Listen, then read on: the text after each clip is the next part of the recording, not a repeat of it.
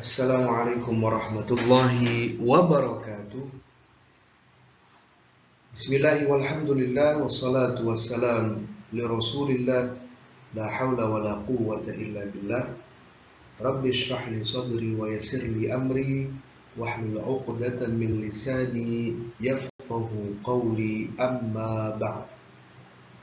Anak-anakku kelas 7 SMP T Al-Fawas yang Ustadz sayangi dan Ustadz cintai. Gimana kabarnya? Semoga Ustadz harapkan dalam keadaan sehat walafiat dan pastinya selalu dalam keadaan iman dan Islam. Amin ya rabbal alamin.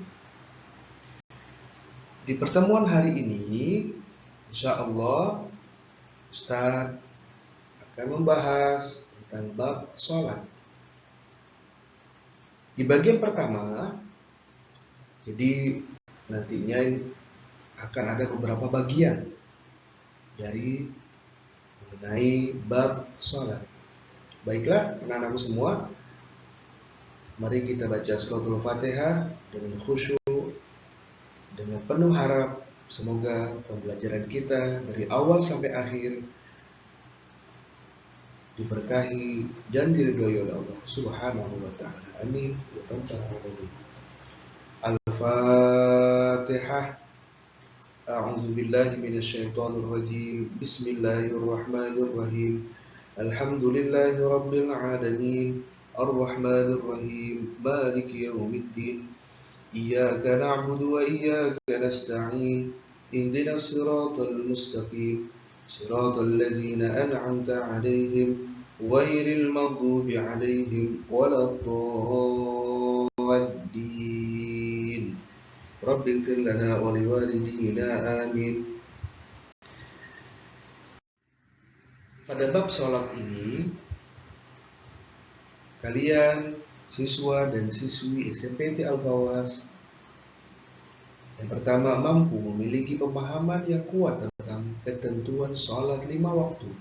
Yang kedua, siswa mampu memiliki pemahaman yang kuat tentang hikmah sholat 5 waktu. Yang ketiga, memahami dengan baik dan benar waktu-waktu sholat 5 waktu. Yang keempat, memahami dengan baik dan benar tentang ketentuan sujud sahwi. Yang kelima, memiliki kemampuan melaksanakan sholat 5 waktu secara benar. Yang terakhir, memiliki kemampuan melaksanakan sujud sahwi dengan benar. Anak-anakku, berikutnya adalah kalian adalah siswa dan siswi SMP IT Al-Fawas. Oleh karena itu, kami para ustadz mengharapkan agar kalian memiliki 7 esensi pokok daripada Al-Fawas tersebut. Yang pertama, diharapkan kalian memiliki self-leadership, jiwa kepemimpinan. Yang kedua, diharapkan kalian gemar beribadah tanpa harus lagi disuruh. Yang ketiga, dekat dengan Al-Quran. Yang keempat, gemar membaca. Yang kelima, gemar menulis. Yang keenam, berakhlakul karimah. Dan yang terakhir, berpikir kritis dan kreatif. Baik, sebagai pembuka, sebagaimana hadis Rasulullah Shallallahu Alaihi Wasallam bahwa sallu kama ra'aitumuni usalli. Salatlah kalian sebagaimana kalian melihat aku salat. Hadis riwayat Bukhari, Muslim dan Ahmad. Di sini menjelaskan bahwa suatu saat ada salah seorang sahabat Nabi ingin belajar bagaimana Nabi Shallallahu Alaihi Wasallam salat. Maka Rasulullah Shallallahu Alaihi Wasallam memerintahkannya untuk menginap di rumahnya selama 3 hari. Maka selama 3 hari itu sahabat tersebut benar-benar memperhatikan bagaimana Nabi Shallallahu Alaihi Wasallam sholat, gerakan-gerakan seperti apa, mana yang diperlama, mana yang diperbanyak, mana yang Nabi Shallallahu Alaihi Wasallam selalu mengerjakannya, bagaimana Nabi Shallallahu Alaihi Wasallam juga pernah meninggalkan satu gerakan dan yang lain sebagainya. Jadi di sini maksudnya adalah kalian sholat, kalian ibadah, berarti harus mencontoh daripada para guru. Sebagaimana para guru tersebut juga mencontoh daripada gurunya guru. Dan seterusnya sampai daripada sholat tersebut mencontoh kepada Nabi Shallallahu Alaihi Wasallam. Anak-anakku, di sini dalam bab sholat di bagian pertama, Ustadz akan menyampaikan bahwa tentang pengertian dan hukum, syarat wajib, syarat sah, sunnah-sunnah, dan hal-hal yang membatalkan daripada sholat. Yang pertama, pengertian dan hukum. Secara etimologi, menurut bahasa, sholat berarti doa.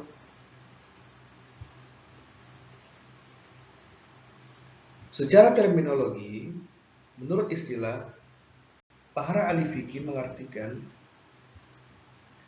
secara lahir dan hakiki. Secara lahiriah, sholat berarti beberapa ucapan dan perbuatan yang dimulai dengan takbir dan diakhiri dengan salam, yang dengannya kita beribadah kepada Allah menurut syarat-syarat yang telah ditentukan. Adapun secara hakikinya ialah berhadapan hati jiwa kepada Allah secara yang mendatangkan takut kepadanya, serta menumbuhkan di dalam jiwa rasa kebesarannya dan kesempurnaan kekuasaannya, atau mendahirkan hajat dan keperluan kita kepada Allah yang kita sembah dengan perkataan dan pekerjaan atau dengan kedua-duanya. Dalam pengertian lain, sholat ialah salah satu sarana komunikasi antara hamba dengan Tuhannya sebagai bentuk ibadah yang di dalamnya merupakan amalan yang tersusun dari beberapa perkataan dan perbuatan yang dimulai dengan takbiratul ihram, yaitu Allahu Akbar, dan diakhiri dengan salam, Assalamualaikum warahmatullahi, serta sesuai dengan syarat dan rukun yang telah ditentukan syarat. Ya, berarti dari sini ditambah sebagaimana Allah Subhanahu wa taala berfirman dalam surat Al-Baqarah ayat 43. Wa aqimus salata wa atuz zakata warka'u ma'ar raki'in. Dan laksanakanlah sholat, tunaikanlah zakat, dan rukuklah beserta orang yang rukuk. Yang kedua, berikutnya adalah syarat wajib. Apa itu syarat wajib? Yang pertama, beragama Islam. Sudah barang pasti ketika seseorang itu melaksanakan ibadah sholat, berarti dia mesti beragama Islam. Yang kedua, sudah baligh dan berakal.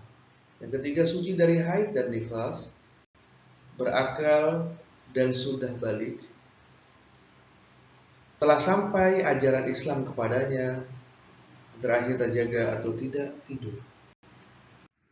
Berikutnya adalah syarat sah sholat.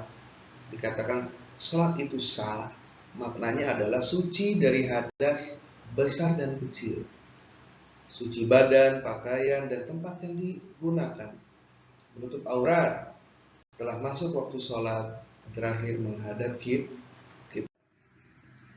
Yang ketiga, rukun-rukun sholat. Begitu pentingnya Rasul Shallallahu Alaihi Wasallam menegaskan kalau pembeda antara Muslim dan kafir adalah sholat. Hal seperti ini tertuang dalam hadisnya yang artinya dari Jabir radhiyallahu anhu. Saya mendengar Rasulullah Shallallahu Alaihi Wasallam bersabda, batasan antara seorang Muslim dan kafir adalah meninggalkan sholat. Hadis riwayat Muslim. Jadi anak-anakku, bahwa semoga kita terus bisa sampai akhir hayat kita menjaga istiqomah dalam melaksanakan, dalam mendirikan sholat. Baik, bagaimana dengan rukun-rukun sholat? Yang pertama, niat. Ya, niat. Usalli, semisal sholat subuh, usalli fardhu subhi raka'ataini, misal makmuman, bagi makmum, adaan lillahi ta'ala, dan lain sebagainya. Ya, niat. Yang kedua, berdiri. Yang ketiga, takbiratul ihram. Allahu Akbar. Ya. Lalu yang keempat, membaca suratul Fatihah. Ya. Membaca suratul Fatihah.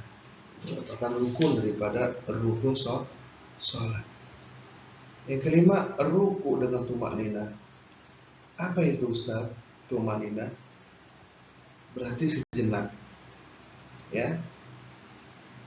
Jadi dengan cara rukunya yang mengukuhkan dengan meletakkan tangan ke lutut sehingga sejajar dengan kepala dan pandangan diarahkan ke tempat sujud. Yang keenam, i'tidal dengan tumakninah, itu bangkit dari ruku dan berdiri tegak lurus dengan tenang. Yang ketujuh, sujud 2 kali dengan tumakninah.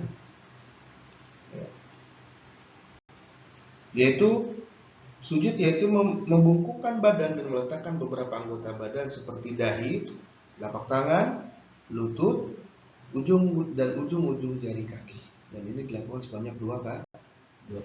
Yang kedelapan, yaitu duduk di antara 2 sujud. Ya. Yaitu dinamakan duduk iftirash. Cara duduknya bagaimana? Yaitu telapak kaki kiri yang diduduki, sementara telapak kaki kanan ditegakkan dan jari-jarinya ditekankan ke lantai. Jari-jarinya ditekankan ke lantai, bukan diluruskan, tapi ditegakkan, ditekan. Lalu duduk tasyahud. Ya. Lalu yang 10, membaca tasyahud akhir. Asyhadu an la ilaha illallah wa asyhadu anna Muhammadar Rasulullah. Ya. Dari at-tahiyatul mubarakatuh dan seterusnya. Salawat kepada Nabi sallallahu alaihi wasallam, 12 salam, dan terakhir Baik anak-anakku, lanjut kepada sunnah-sunnah sholat. Jadi saya akan sampaikan bahwa bermimpilah anak. Di sini jelaskan bahwa jika kamu memimpikan kehidupan yang luar biasa, maka kamu harus mencari pendekatan yang luar biasa juga untuk menjalaninya. Maknanya saat kalian memiliki atau berjuang ingin menggapai satu cita-cita, satu harapan, maka bersegeralah, bersungguh-sungguhlah yang luar biasa. Jangan cita-citanya tinggi, namun usaha atau effortnya itu hanya yang biasa-biasa saja. Lalu apa sunnah-sunnahnya? Di sini bahwa waktu mengerjakan sholat itu ada dua sunnah, yaitu sunnah ab'ad dan sunnah hayat. Apa sunnah ab'ad? Apa sunnah hayat? Ya. Sunnah ab'ad adalah satu amalan yang apabila tidak dikerjakan karena lupa, maka disunahkan untuk melakukan sujud syahwi. Dan jika dilakukan dengan sengaja, dapat membatalkan sholat. Jadi dari sunnah abad ini, jika tidak dikerjakan karena lupa, maka disunahkan melakukan sujud sahwi. Oke. Lalu apa itu sunnah hayat? Sunnah hayat adalah apabila tidak dikerjakan karena lupa atau disengaja, maka tidak disunahkan untuk melakukan sujud sahwi. Berikut adalah keterangan daripada sunnah abad. Yang pertama, membaca tasyahud awal, ya, pada rakaat kedua. Jadi dari at-tahiyatul mubarakatus salawatu thayyibatu lillah. Assalamualaikum ayuhan nabi wa rahmatullahi wa barakatuh.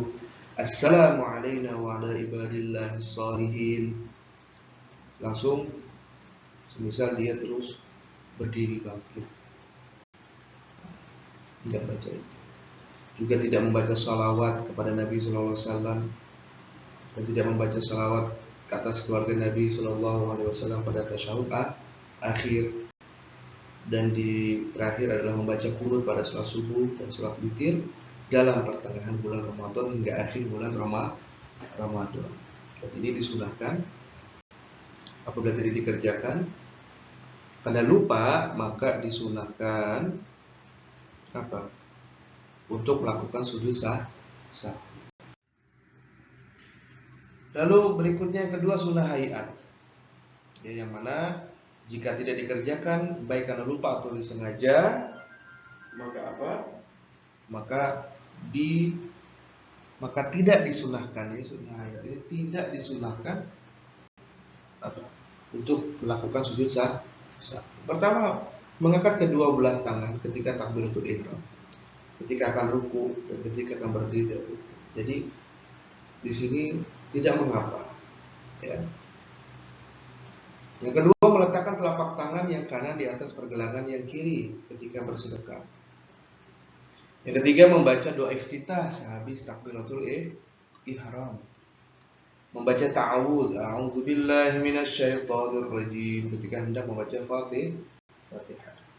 Membaca amin sesudah membaca Fatihah. Membaca surat Al-Qur'an pada 2 rakaat, permulaan rakaat pertama dan kedua sehabis membaca Fatihah. Jadi tidak mengapa tidak membacakan surat. Mengeraskan bacaan Fatihah dan surat pada rakaat pertama dan kedua pada salat maghrib, isya dan subuh selain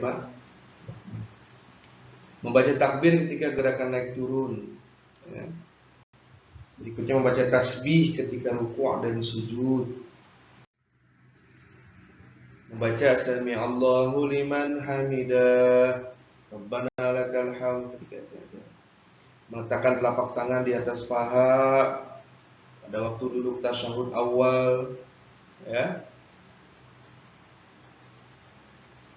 Dan akhir dengan membentangkan yang kiri dan menggenggam yang kanan kecuali jari telunjuk. Duduk iftiras pada semua duduk salat.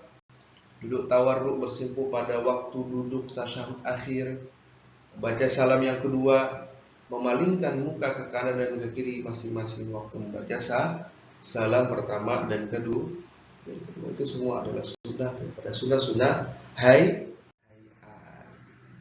Yang kelima, hal-hal yang membatalkan sholat. Jadi sholat itu batal tidak apabila salah satu syarat rukunnya tidak dilaksanakan atau ditinggalkan dengan sengaja. Yang kedua, sholat itu batal dengan hal-hal seperti tersebut di bawah ini: berhadas, terkena najis yang tidak termaafkan, berkata-kata dengan sengaja walaupun satu huruf yang memberikan pengertian, membuka auratnya, ya, mengubah niat, misal ingin memutuskan sholat, makan minum meskipun sedikit, ya, bergerak berturut-turut 3 kali seperti mengangkat atau berjalan sekali yang berlebihan, membelakangi kiblat, menambah rukun yang berupa perbuatan seperti rukuk dan sujud, mendahului imamnya 2 rukun, yang terakhir murtad, keluar dari Islam. Oke, di sini saya sampaikan bahwa kesuksesan dapat diukur dari besar kecilnya pikiran seseorang. Semakin berani berpikir besar tentang hidup dan pencapaian, semakin besar pula hasil yang didapat. Sekian dan terima kasih. Jangan lupa untuk like dan subscribe di channel ini, dan pastikan kalian mengisi kolom komentar sebagai daftar hadiah. Terima kasih atas perhatiannya. Ustaz pesan, semoga kalian terus bisa menjaga daripada sholat 5 waktu dan sholat-sholat sunnah yang lainnya. Baik, Ustaz akhiri, nakhtatim bilhamdalah wa bidu'ai kafaratil majlis. Alhamdulillahi rabbil alamin. Subhanakallahumma wa bihamdika asyhadu an la ilaha illa anta astaghfiruka wa atubu ilaik. Assalamualaikum warahmatullahi wabarakatuh.